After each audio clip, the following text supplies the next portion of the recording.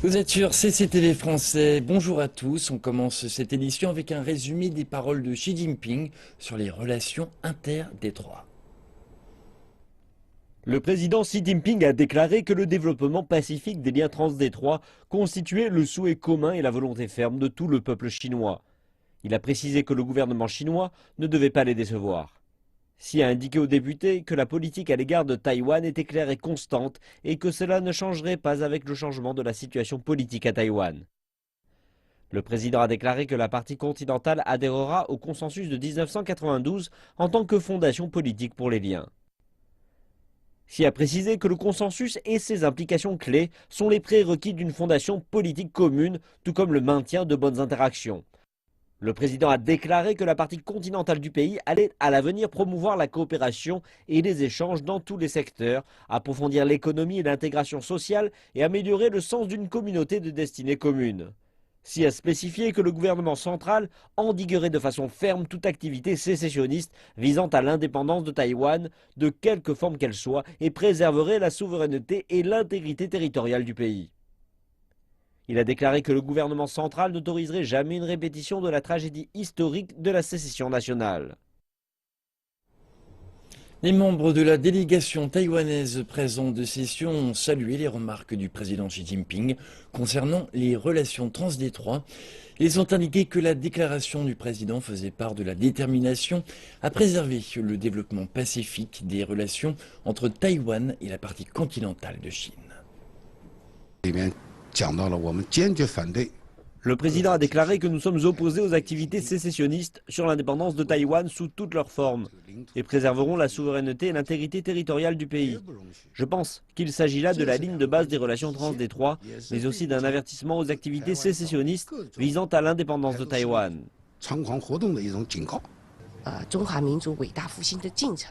Le peuple taïwanais fera partie du grand rajeunissement de la nation chinoise. Les 23 millions de Taïwanais ne seront pas absents du processus. L'histoire nous raconte qu'avec l'unité nationale, nous pourrons réaliser ce rajeunissement et devenir plus forts. Le président a appelé à de plus grands développements dans les relations transdétroits et aussi sur le plan de la coopération dans différents secteurs. Je pense qu'il s'agit d'une forme de garantie pour les populations de chaque côté du détroit de Taïwan. Cela montre que tant que nous joignons nos mains et travaillons ensemble, nous pourrons créer de bonnes perspectives de développement pour notre pays, notre nation et notre peuple. Selon les propos du directeur de la Commission nationale du développement et de la réforme de Chine, Xu Shaoshi, la réforme structurelle axée sur l'offre sera abordée comme une tendance du développement économique dans le cadre de la nouvelle normalité en Chine. Il a formulé ses commentaires sur les principaux points du 13e plan quinquennal au cours d'une conférence de presse. Xu Shaoshi a indiqué que ces nouveaux concepts économiques établis dans le cadre de la nouvelle normalité seront exécutés dans tous les domaines du plan.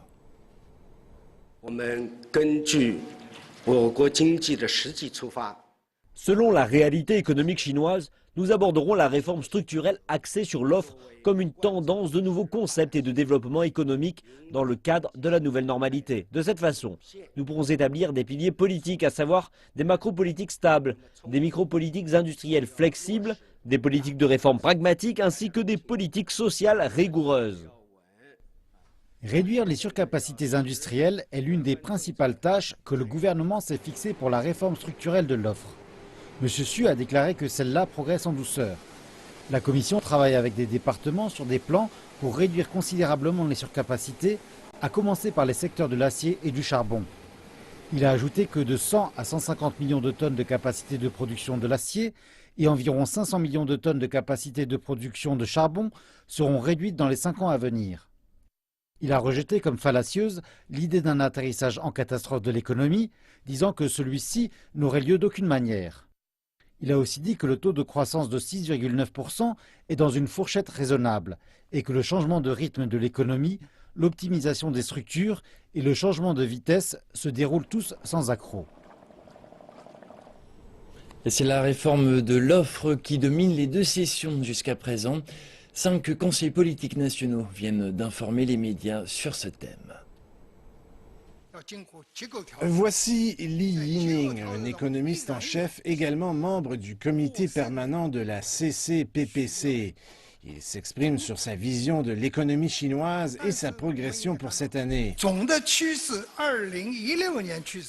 L'économie chinoise demeurera stable et verra des progrès en 2016. Il s'agit d'une tendance généralisée. Nous mettrons encore en œuvre une politique fiscale proactive ainsi qu'une politique monétaire prudente. La clé est de demeurer prudent. À la place, l'économie a besoin d'ajustements directionnels et de contrôle, d'ajustements fins et de préajustements. L'investissement et la consommation au sein de l'économie ne seront pas brutalement réduits. En fait, il y a de nombreux projets qui ont besoin d'investissement en Chine. Également lors de la conférence de presse, Yi Gang, membre du comité permanent de la CCPPC, s'est exprimé sur le comment établir le taux d'ajustement ainsi que le mécanisme de transition de la Banque centrale, alors que le plafond du taux de dépôt a été supprimé. Le point clé actuel pour la libéralisation du taux d'intérêt est de compléter le mécanisme de transmission du taux d'intérêt et l'efficacité de la Banque centrale afin de contrôler le taux du marché.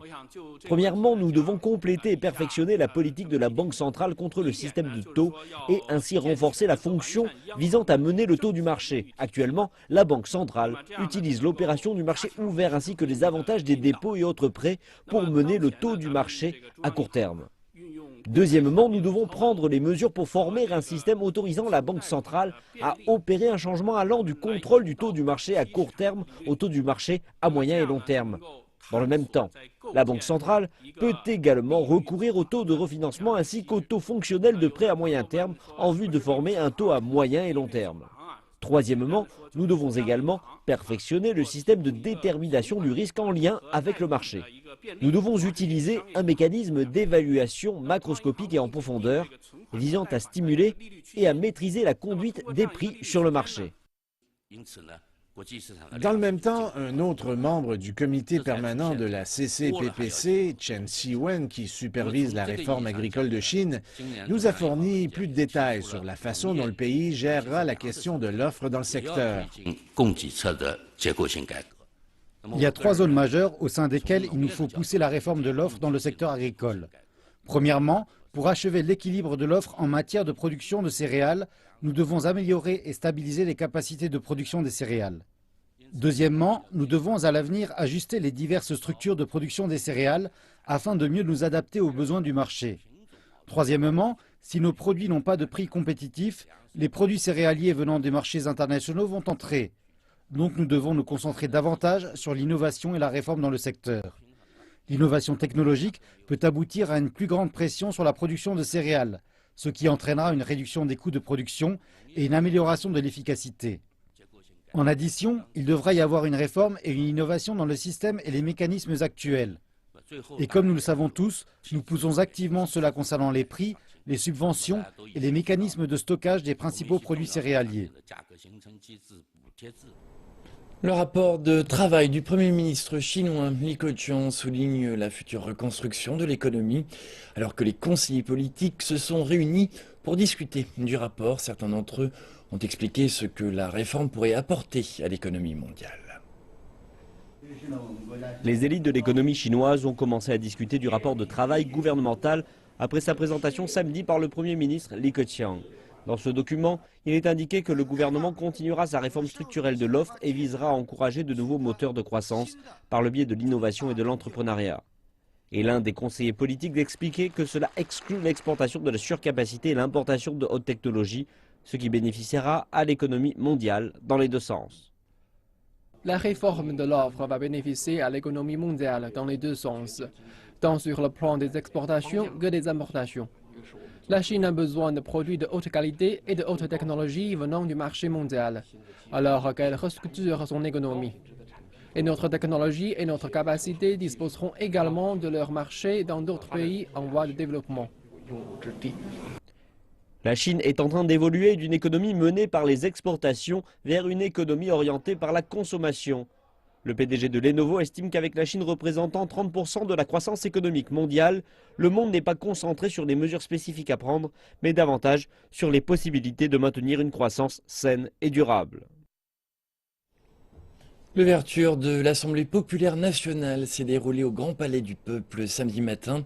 Après avoir écouté le rapport de travail du gouvernement de cette année, plusieurs diplomates et responsables étrangers ont salué les plans économiques de la Chine. Bon, par rapport à la situation économique actuelle du monde entier, je crois que les chiffres sont très intéressants. Surtout que ce sont des chiffres qui tiennent compte de la situation économique de la population de la Chine. Je crois que ce sont des chiffres qui sont encourageants, surtout à ce moment où tout le monde fait face aux problèmes économiques. C'est la première fois que je participe à la réunion de l'Assemblée populaire nationale et je suis très impressionné par l'honnêteté de la présentation. Les raisons sont très claires et très bien gérées sous ce 13e plan quinquennal. Je pense que la focalisation sur l'amélioration de l'économie pour la prospérité du peuple et de la nation est très claire et que c'est réalisable grâce à la direction stratégique de la Chine, du commandement du président Xi Jinping et du gouvernement chinois. Je pense que c'est très clair et que tous les objectifs pourront être réalisés sous le 13e plan quinquennal.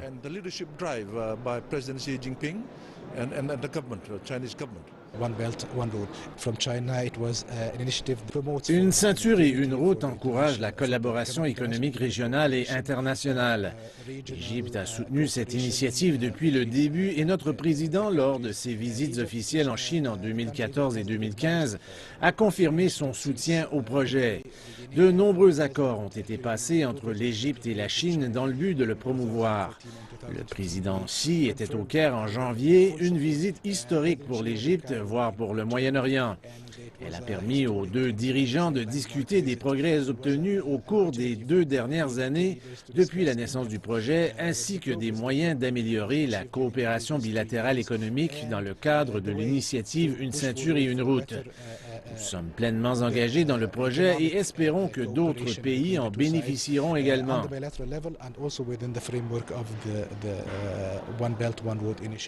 China is at a very important period in their development because La Chine traverse une période de développement critique car elle passe d'une économie basée sur les exportations, l'investissement et la production de masse à une économie basée sur la consommation. Cela affecte naturellement l'économie qui ralentit alors que la Chine est habituée à une croissance rapide. Le développement sera durable mais plus modéré. Aujourd'hui, ils ont dévoilé un rapport sur l'année dernière qui indique une croissance à 6,9%, alors qu'elle était à double chiffre auparavant. Toutefois, il n'y a pas de menace pour la Chine car tout a été prévu et le pays est préparé.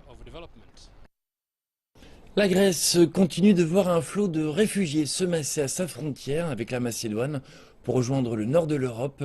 Les conditions deviennent de plus en plus difficiles et les centres d'accueil se trouvent tout près de l'asphyxie. Reportage. Voici la frontière que chaque réfugié bloqué en Grèce souhaite désespérément atteindre. Les autorités ont interdit aux bus de les emmener à la frontière, mais les bus arrivent dans les villages alentours. D'ici, la plupart débutent une longue marche en vue de rejoindre le camp déjà surpeuplé qui se trouve à la frontière. Mais d'autres, tels que Baïda, enceinte, se sentent perdus lorsqu'on leur explique les terribles conditions qui les attendent dans ce camp. Restez avec nous, s'il vous plaît, et dites-nous ce que nous devons faire, s'il vous plaît. Avec l'aide de la police, Baïda et sa famille ont accepté de se rendre dans le nouveau centre de réception de la région. Ici, certains locaux les accueillent avec leur tarte maison. Ils ne connaissaient pas l'existence de ce centre pour réfugiés, un centre qui peut accueillir plus de 2000 personnes. Mais beaucoup repartent rapidement après leur arrivée. Ils préfèrent en effet attendre à la frontière dans l'espoir de rejoindre la longue file d'attente pour traverser. Pour d'autres, la fin de la route se trouve dans cette station-service.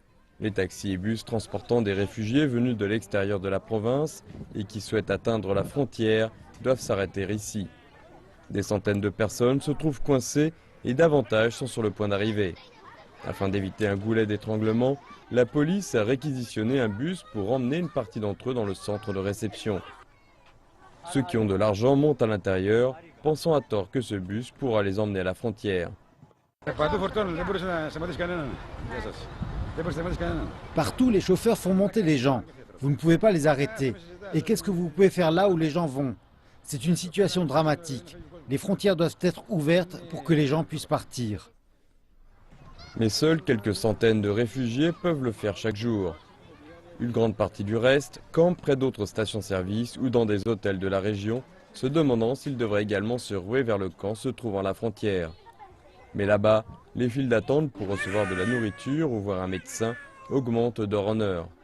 Des volontaires, des organisations humanitaires et des locaux, tels que Despina Eustatiadou, apportent ce qu'ils peuvent pour en aider le plus possible.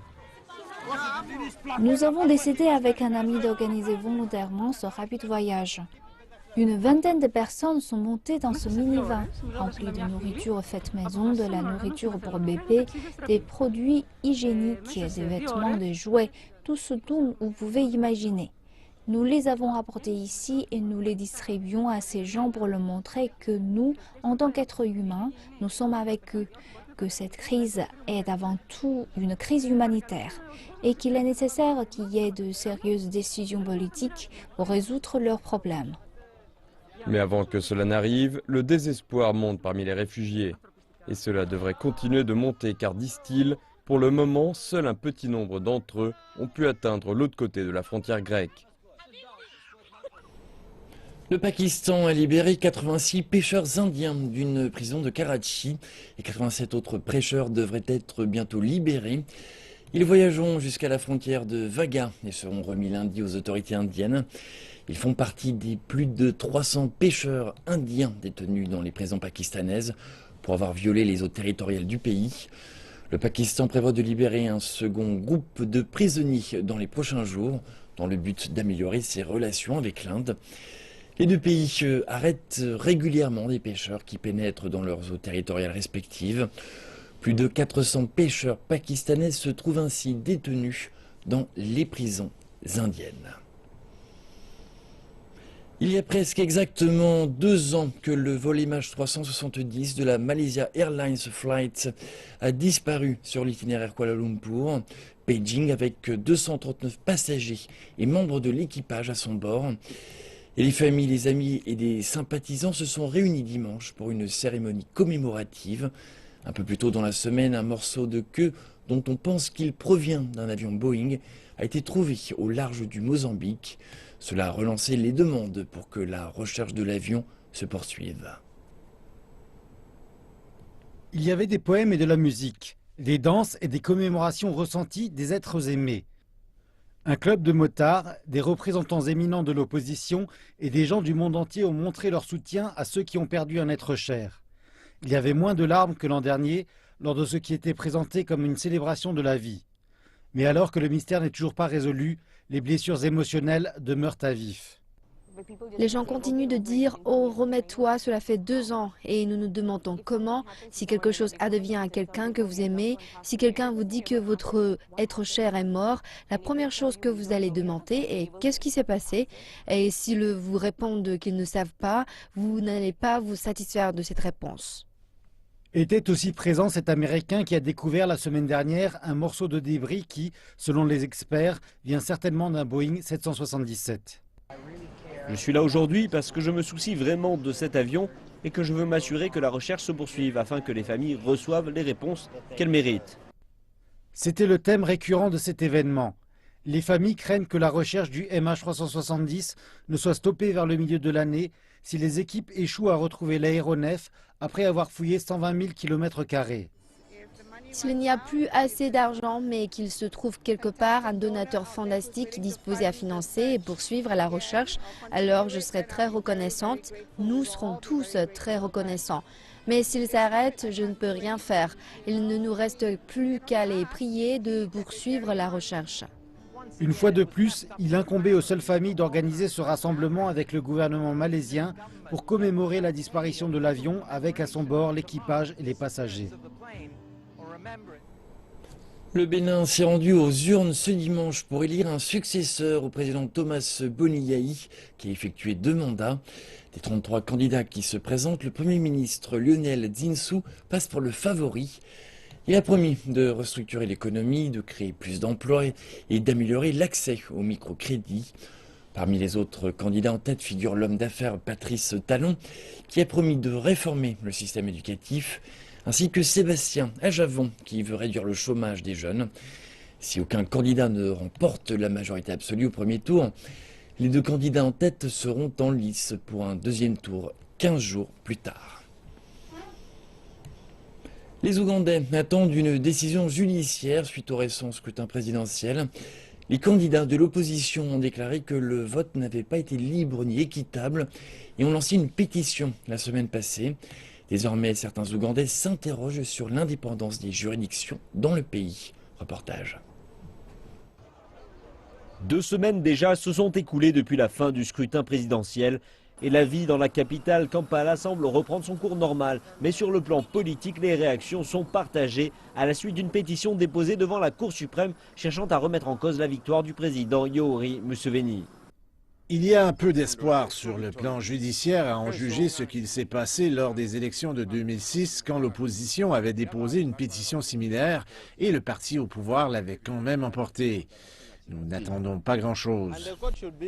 La justice doit faire son travail équitablement. Elle ne doit pas prendre en compte le fait qu'il s'agisse du gouvernement ou de l'opposition, mais tous les Ougandais doivent pouvoir exprimer leurs droits devant la justice. Et pour les partisans du président Museveni, ils espèrent une victoire judiciaire. Comme nous avons remporté les élections, nous remporterons de la même manière une victoire face à cette pétition. Il ne va pas l'emporter car il est l'un de ceux qui désignent les juges. Mais il va l'emporter car tout est très clair quant à sa victoire dans de nombreux quartiers. Cette semaine, le président Museveni a reçu une copie de la pétition des députés représentant Amama Mbabazi qui est arrivé 3e du scrutin.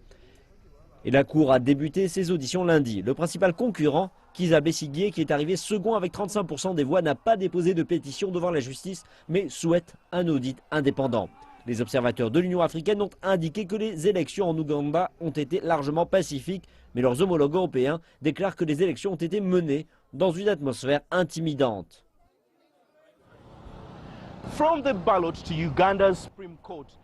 Des bureaux de vote à la Cour suprême ougandaise. Les 9 plus hauts juges du pays ont 30 jours pour se prononcer sur la pétition avant une décision attendue le mois prochain.